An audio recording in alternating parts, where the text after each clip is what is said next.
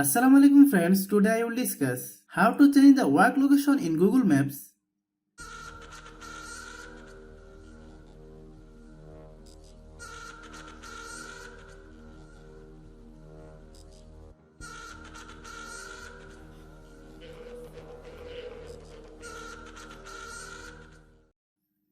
Open any browser, then type google.com,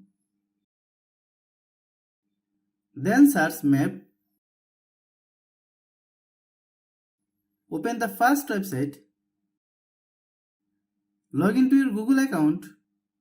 Click the search box. Type work. Click edit option. Delete the current address and type your new address.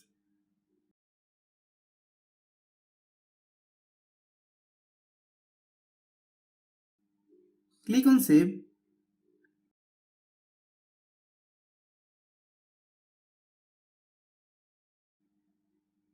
Thanks for watching.